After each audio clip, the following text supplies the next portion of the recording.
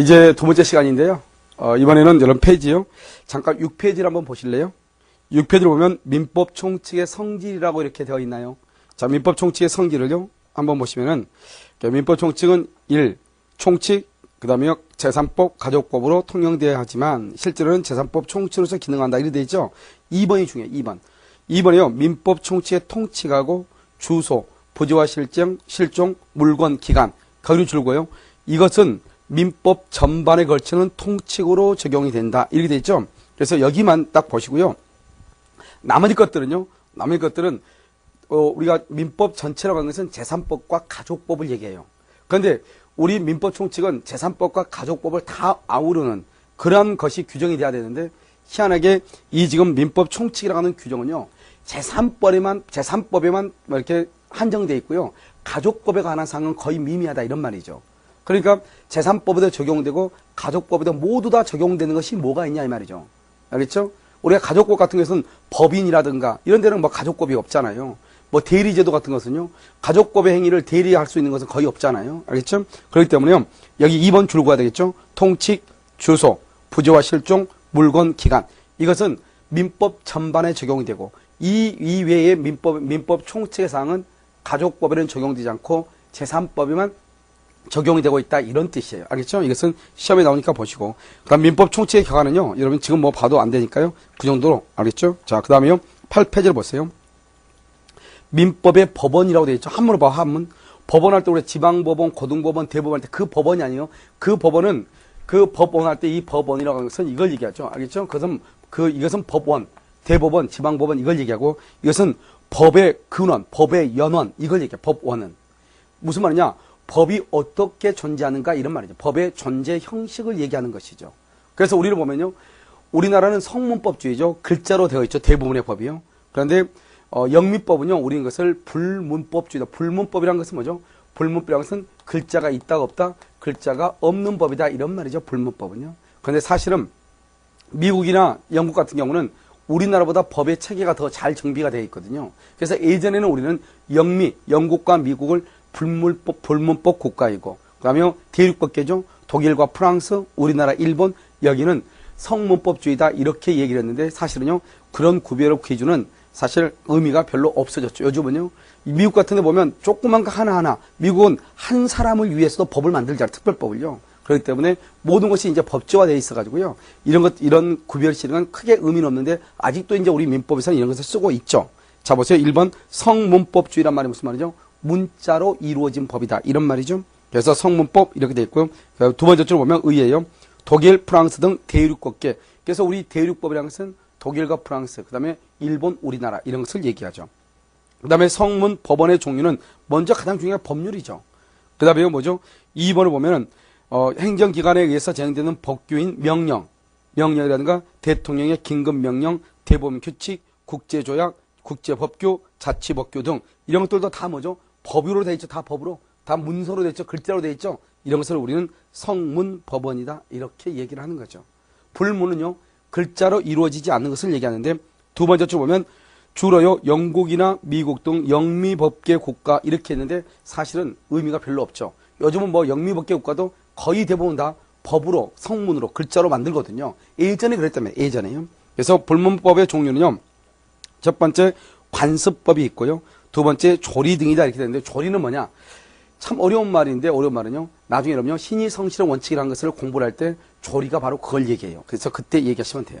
자, 3번은요. 성문법주의와 불문법주의의 장단점으로 되어 있죠. 여러분 생각을 한번 해봐요. 불문법이라는 것은 글자로 되어 있지 않고 말로 하죠. 그러니까 우리나라 사람끼리요. 말로 무슨 얘기를 한 것하고 각서를 쓴 것하고 차이점을 생각하면 되죠. 각서를 썼다는 말이 무슨 말이죠? 글자로 썼다 이 말이잖아요. 그러면 각서를 딱 써가지고 그 다음에 마지막으로 도장을 딱 찍으면 어때요? 우리는요. 거기에 대해서 구속이 되고 내 마음대로 말을요. 바꿀 수가 없지만 글자로 하지 않고 그냥 친구하고 약속만 하면 말을요. 이렇게 해도 저렇게 잘 바꾸잖아요. 그걸 생각하시면서 이걸 보시면 돼요. 그래서 이렇게 비교되는 것들이 있을 때는 어떻게 보는 것이냐. 성문법이면 성문법, 불문법이면 불문법 한쪽만 정확하게 보는 거죠. 한쪽만. 보고 난 다음에 그 다음 쪽을 생각을 하는 것이죠. 그래서 여기 보면 성문법주의는요. 첫 번째요. 법의 통일 정비가 용이하죠. 왜요? 글자로 만들면 되니까요. 그다음 법적 질서가 안정적이고 명확하죠. 법으로 딱 글자로 딱 나와 있으니까. 그런데 불문법은 글자로 나와 있지 않으니까 사람의 생각이라든가 말하는 사람에 따라서 달라질 수가 있잖아요. 법의 경우라는 것은 뭐냐면, 여러분 우리나라가 법을 바꾸려면 얼마나 어려운지 아세요? 먼저요, 법을 이렇게 국회의원들이라든가 그다음에 행정각부에서요, 법을 이렇게 제안을 하죠. 제안을 하면, 근데 국회 보면 또 법제사법위원회에요. 그다음에 소위원회에서 또 그것을 또 이렇게 한번 검토를 하고, 그다음에 그다음에 저 위원회 있죠. 위원회에서 또 통과를 하고, 그러고 나서 또 어디 가냐, 법제처에도 그걸 보내죠. 그럼 법제처에서 자구수정이라든가 표현력이 좋지 않은 것도 고치고, 그리고 다시 본회의에 부의를 하고, 그래서 본회의에서 통과가 되면 그걸 다시 대통령한테 보내고, 20일에 보내면 대통령이 거기에 대해서 공포를 하게 되면 그때 법이 된단 말이죠. 그러니까 법을 하나 만들려면 보통 여러 가지 절차를 갖춰야 되는 것이 아니단 말이에요. 그래서 여러 가지 절차를 거치니까 법을, 되도록이면 법을 자꾸자꾸 국회의원들이 교체해주고 개정해주고 새로운 사건이 발생하면 또 거기에 맞게끔 만들어주고 이렇게 해야 되는데, 그런 것이 현실적으로 상당히 힘들단 말이죠. 그러니까 한번 법을 만들어 오면 개정의 필요성이 있음에도 불구하고 여당과 야당의 싸움에 의해서 법이 개정되지 않고, 그러니까 쓸모없는 법이 그냥 계속하는 거죠. 이걸 우리 뭐란다? 경화가 됐다. 한번 법이 만들면 법이 그대로 굳어져가지고 딱딱한 상태로 있다. 이런 말이죠. 그래서 경화되기가 쉽다. 이렇게 얘기하고. 그 다음에 사회 현상에 바로바로 적응할 수가 없죠. 새로운 범죄가 발생하면 새로운 범죄가 발생했다. 그러면 그 범죄에 대해서 적응할 수 있는 또 그 형법전에 법규가 해당 조항이 들어가야 되는데, 그것을 또 만들려면 또 방금 얘기했죠. 여러 가지 절차를 거쳐야 되기 때문에 빨리빨리요 그걸 사회 변화에 적응하지 못한단 말이죠. 이걸 우리는 뭐라고 하냐? 성문법주의의 장점과 단점이다. 그래서 성문법주의의 장점은요, 첫 번째, 법의 통일 정비가 용이하고 법적 질서가 안정적이고 법이 명확하다. 여기까지를 장점. 알겠죠? 그다음 그 밑에 두 개, 경화되기 쉽다. 사회 현상에 바로 적응하기 어렵다. 이걸 단점이라고 얘기해. 그럼 결국 간단하죠. 하나만 알아고 한 이유가 뭐냐? 성문법주의의 장점은 불문법주의의 단점이 되고, 성문법주의의 단점은 불문법주의의 장점이 되니까 반대로 해석하면 불문법이 돼. 그래서 첫 번째요, 법의 통일 정비가 성문법은 용이한데 불문법은 용이하지가 않죠. 그 다음에 법적 질서가 안정인데 안정적이지 않죠. 불문법은. 그 다음에 법이 명확한데 명확하지가 않죠. 이게 불문법. 이거는 장점과 단점이죠. 그 다음에 여기요, 법이 경화되기 쉽다? 그러면 성문법의 단점이죠. 그러니까 불문법에는 장점으로 법이 경화되는 것이 아니죠. 알죠? 왜요? 불문법이란 관습이잖아. 관습이라는 것은 그 지역사회에 있는 사람들, 구성원들의 생각이 바뀌면 바뀌는 대로 흘러가는 거잖아요. 이게요. 알겠죠? 그러니까 이 불문법이라는 것은 사회 현상과 가장 밀접해 있죠. 그러니까 사회 현상의 변화에 따라서 잘 적응을 하죠. 잘 적응하니까 딱딱한 것이 아니고 그 구성원들, 그 지역사회 구성원들의 가지고 있는 생각이라든가 생활 방식이라든가 행동 양식이라든가 패턴에 따라가는 것이죠. 그래서 불문법은 경화되어 있는 것이 아니고 불문법은 말랑말랑하죠. 그래서 경화되는 것이 아니다. 사회 현상에 잘 적응한다. 이렇게 얘기해요. 그러니까 한쪽만 알고 한쪽은 반대로 해석하면 되죠. 알겠죠? 자, 그 다음에 여기 오면 우리가 이제 3번을 보세요. 우리 민법의 태도. 그래서 법원 그래가지고 줄고요. 민사에 관하여, 민사에 관하여. 법률 동그라미, 법률의 규정이 없으면 관습법 동그라미, 관습법에 의하고, 관습법이 없으면 조리 동그라미, 조리에 의한다. 자, 지금부터 한번 우리가 이제 본격적으로 이제 민법 제1조를 한번 보는 것이죠. 민법 제1조는 법원 그래가지고 뭐라고 되어 있냐? 첫 번째요, 뭐에 의한다? 법률에 의하고. 법률이 없으면 관습법에 의하고, 관습법도 없다? 그러면 조리에 의한다? 이런 말이죠. 조리에 의한다. 그러면요, 이러면 조리라고 하는 것은 뭐냐? 조리라는 것은 그 시대를 살아가고 있는 평균인적의 관점이다. 다른 말로 말하면 뭐라 하냐? 그냥 사회 통념이다. 이렇게 보시면 돼. 그래서 그 시대를 살아가고 있는 사람들의 상식이다. 이걸 조리라고 얘기를 해요. 그래서 우리는요, 법관은 어떤 A와 B하고 다툼이 있는 것을 이제 법원에 호소를 했단 말이죠. 판정을 해달라고. 그런데 보니까요, 이 A하고 B하고 발생하는 이 사건을 해결할 수 있는 것이 법에는 없어. 그래서 법관은요, 법의 규정이 없다고 해서 재판을 거부할 수는 없거든요. 그러면 어떻게 해서 재판하면 되느냐? 조리에 따라서 재판한다. 조리가 뭐냐? 그 시대를 살아가고 있는 사람들의 평균인적인 관점, 간단히 얘기하면 뭐라냐? 그것을 상식이다. 이렇게 얘기하죠. 그것을 좀 더 다른 말로 사회 통념이다. 이렇게 얘기하죠. 거기에 따라서 판단한다. 그것을 조리다. 이렇게 얘기하고, 그것을 달리 표현하면 법조문으로 신의 성실의 원칙이다. 이렇게 표현하기도 하죠. 알겠죠? 자, 그 다음에요. 이건 이제 법률이 있고, 그 다음에 여기 관습법이 있고, 조리가 이렇게 있는 거잖아요. 조리가요. 그러면 법률과 관습법과 조리가 있는데, 관습법이라고 하는 것은 뭐냐 이 말이죠. 여기 딱 보면 법률이 없으면 관습법이죠. 그러니까요, 어떤 일이 사건이 발생했는데 이 사건을 처리할 수 있는 법이 있다. 그럼 법에도 있고 관습법에도 있고 조례도 있다. 필요 없어. 무조건 뭐로 해결한다? 법률로 해결하면 된다. 어떤 사건이 있는데 법에는 아무런 말이 없는데 그럼 관습법에는 있다. 그럼 관습법으로 해결하면 된다. 그러니까 관습법은 법에 아무런 내용이 없을 때만 그 다음에 적용되죠. 이것을 우리는 뭐냐? 보충성이다. 이렇게 얘기해요. 보충성이다. 법에 없을 때만 관습법이고 법에 있으면 관습법은 없다 이 말이죠. 그것을 보충성이다. 이렇게 얘기하죠. 그 다음에 여기요. 조리다. 이렇게 얘기하는 것이죠. 그래서 그러면요.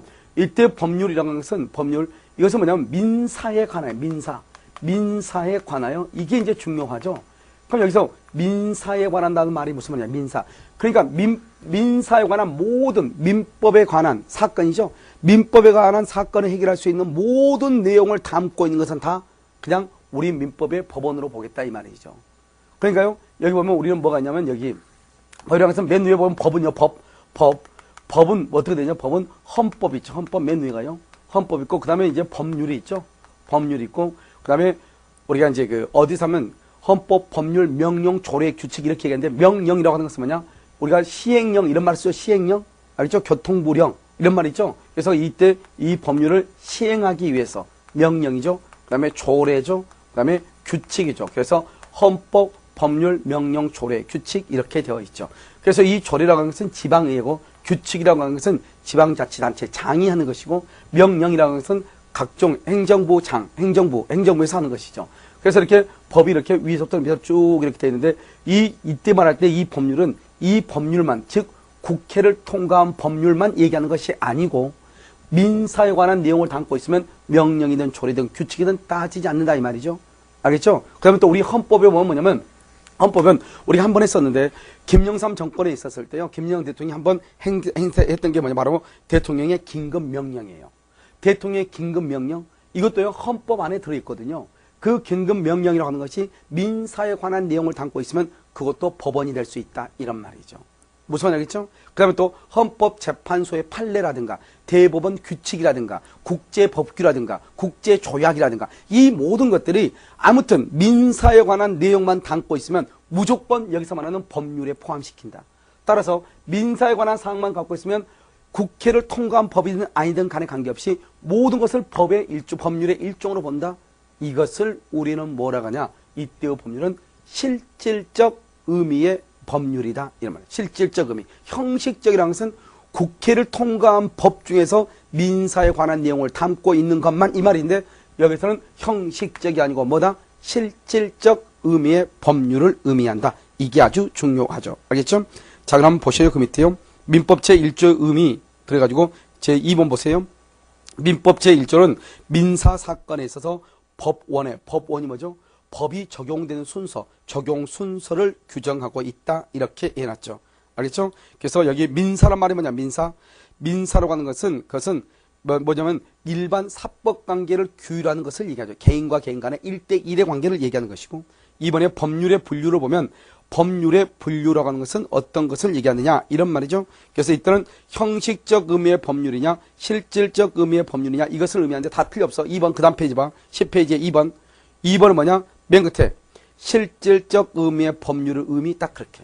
실질적 의미의 법률의 의미. 거기다 뭐라고 쓰냐? 비교해가지고 이렇게. 비교해가지고 뭐라고 쓰냐면 비교. 185조는 형식적 의미. 형식적 의미의 법률의 의미. 형식적 의미의 법률. 그래서 185조는요. 물권 법정주의에 관한 것인데 그것은 형식적 의미의 법률을 의미한다 이 말이죠. 그런데 지금 여기에서는요. 민법 제1조에서 법률은요. 민사에 관한 내용만 담고 있으면 모든 것을 법원으로 본다 이런 말이죠. 이것을 우리는 뭐라 한다? 실질적 의미의 법률이다 이렇게 얘기하죠. 그래서 185조와 그 다음에 여기 나와 있는 민법 제1조가 비교가 되는 것이. 그래서 실질적 의미의 법률 거기 하나만 딱 줄그면 되죠. 자, 그 다음에 어디서 보냐면 4번을 봐봐. 대통령의 긴급명령 딱 그만 줄고 5번에요. 대법원 규칙. 대법원 규칙. 그 다음에 뭐냐면 6번에요. 두 번째 줄 조례와 규칙. 조례와 규칙 이렇게 됐죠. 조례와 규칙. 그 다음에 7번요. 국제조약. 알겠죠? 자, 그 다음에 8번은요, 헌법재판소의 결정, 딱 거기. 헌법재판소의 결정. 그 다음에 9번요, 공법 규정도 민사에 관한 것이면 법원이 될 수 있다. 딱 거기까지. 그러니까 다른 것은 다 읽는 게 아니에요. 우리가 이제 여러분 무슨 말이 나오냐? 다음 주에서 민법의 법원에 해당하지 않는 것에 이런 문제가 나올 수 있단 말이죠. 민사에 관한 내용을 품고 있으면 그것이 어떤 것인지 간에 다 무조건 법원이 될 수 있다. 딱 그 하나만. 민사에 관한 내용만 품고 있으면 모든 것이 법원이 된다. 그래 뭐 헌법재판소 결정이라든가 대법원 규칙이라든가 그런 거 따질 필요가 없다 이 말이죠. 그 모든 걸 따지지 말고 모든 것들이 다 법원이 될 수 있다. 이것을 우리는 뭐란다? 실질적 의미의 법률이다. 이렇게 얘기를 해요. 그래서 이 한 가지 우리가 시험에도 나왔으니까요. 여러분들이 그것을 잘 보시다 이런 말이죠. 알겠죠? 자, 그래서 여러분요. 어디를 한번 보냐면요. 문제요. 페이지요. 42페이지를 한번 봐봐. 42페이지. 42페이지를 한번 봐가지고 문제요. 1번 한번 봐보세요. 우리가 왜냐면 아무리 여러분 중요해도요. 법을 아무리 공부를 해도 문제에 어떻게 나오는지를 모르면 우리가 공부를 못해. 그래서 42페이지요. 문제 1번 한번 보셔요. 뭐라 났죠? 우리가 16회 기출문제죠? 올해 기출문제죠? 1번 법원에 관한 설명으로 옳지 않는 것 이렇게 돼 있죠? 1번 민사에 관한 대법원 규칙은 민사에 관한 민사. 그러면 민사란 말이 딱 나오면 대법원 규칙이든 헌법재판소의 결정이든 국제조약이든 국제법규든 뭐 아무것도 가릴 필요가 없이 무조건 민법의 법원이 된다. 이렇게 얘기했죠? 그래서 민법의 법원이 된다. 2번 민법의 법원으로서의 법률은 형식적 의미의 민법만 민법으로서의 법원은 뭐라 했죠? 방금요. 실질적 의미의 법률이죠. 실질적 의미의 법률. 민사에 관한 내용을 담고 있으면 모든 것이 다 법원이 될 수 있다. 그런데 여기 보면 형식적 의미의 법률만 그러면 뭐가 된다? 민법 185조를 얘기한다. 알겠죠? 비교하라고 그랬죠? 그래서 2번이 틀린 것이죠. 3번은요. 헌법재판소의 결정 민사에 관한 것이면 민사에 관한 것. 4번요. 국제법규가 민사에 관한 것. 그 다음에 5번요. 민사에 관하여 법률의 규정이 없으면 관습법에 의하고 관습법이 없으면 뭐에 의한다? 조리에 의한다. 이것은 민법 제1조를 그대로 써놓은 것이죠. 알겠죠? 그래서 딱 보면 1번, 2번, 3번, 4번, 5번에 관한 문제가 이렇게 나오는구나. 이렇게 말고 그러니까 여러분요. 다시 여러분요. 10페이지로 다시 오세요. 10페이지 나가서 여러분 공부를 할 때 어떻게 하냐? 이 10페이지에 나와 있는 1번, 2번, 3번, 4번부터 9번까지 나와 있죠. 관습법 위에. 이것은 여러분 무조건 암기를 하는 것이 아니고 무조건 암기를 해야 되는 것이 아니고 어떻게 보는 것이냐. 이 9번까지 나와 있는 것은 이렇게 하는 것이란 말이죠. 뭐냐면 앞에 나와 있는 것 방금 내가 지금 줄 그어진 거 있죠. 긴급명령 5번에요. 대법원 규칙 6번에 조례와 규칙 이렇게 그것만 딱 알고 그 다음에 한 가지 앞에서 딱 뭐라고 쓰냐. 민사에 관한 것이면 이 한마디만. 그러면 모든 것이 다 뭐다? 민법의 법원이고 실질적 의미의 민법이다. 그래서 그럼 문제가 뭐라 나올 수 있냐? 민법의 법원은 실질적 의미의 법률을 의미한다. 이렇게 문제가 나올 수도 있어. 다 같이 맞는 말이 된다. 이런 말이죠. 무슨 말인지 아시겠죠? 자, 그 밑에요. 이제 관습법이라는 것을 한번 볼까요? 관습법이요. 그래서 밑에 이제 관습법을 보면 지금부터 이제 여러분요. 관습법에 관한 것을 한번 보는데 관습법을 보기 전에요. 여러분요. 문제가요. 3번을 다시 한번 봐야 되겠네요. 문제예요. 3번 한번 보면 거기도 뭐라 나와 있냐? 지금 보면요. 이렇게 나와 있죠. 1번, 3번 민법의 법에 관한 설명으로 옳지 않은 것은 이렇게 되어 있죠. 43페이지요. 43페이지 3번 14의 기출문제인데요. 1번 조약은 국회의 비준을 얻더라도 법원이 될 수가 없다 그랬는데 이것은요. 조약이고 뭐고 떠나가지고 민사에 관한 내용을 담고 있으면 다 뭐가 된다? 법원이 된다. 민사에 관한 내용을 담고 있으면 다 뭐가 된다? 법원이 된다. 이런 말이죠. 그러니까 1번은 틀렸죠. 2번은요. 관습법의 확인과 적용은 법원이 직권으로 하는 것이 원칙이나 이때의 법원은 뭐냐? 지방법원, 가정법원 이런 거예요. 법원. 이때 법원은 법의 영원 이걸 얘기하는 것이 아니고 이때 지금 법원이라고 하는 것은 뭐를 얘기하는 것이냐? 건물로서의 법원 있죠? 그걸 얘기한다. 대법원 이걸 얘기해요. 법원이 직권으로 하는 것이 원칙이나 당사자가 이를 주장, 입증할 수도 있다. 이건 좀 더 설명하고 3번은요. 상행위와 관련된 법률 관계에서 상관습법이 민법보다 우선하여 적용된다. 이렇게 돼 있죠? 그래서 이걸 지금 설명하려고 잠깐 얘기 보는 것이 한번 보셔요. 여기요. 우리가 이제 보면은 뭐를 하냐면 이렇게요. 우리 민사에 관한 것은 어떻게 하냐? 민사에 관한 것은 법률, 관습법, 조리 이렇게 돼 있잖아요. 알겠죠? 이런 순서로 가는 거잖아요. 먼저 순서가 이렇게 되는데 이건 이제 민법이고요. 상법 뭐냐? 상법. 상법은요. 먼저요. 상인 간의 관계는 먼저 상법이 적용되고 그다음에 여기가 상관습법. 상관습법이 적용되고 그다음에 민법이 적용되고 그다음에 민사관습법 있죠? 민사 우리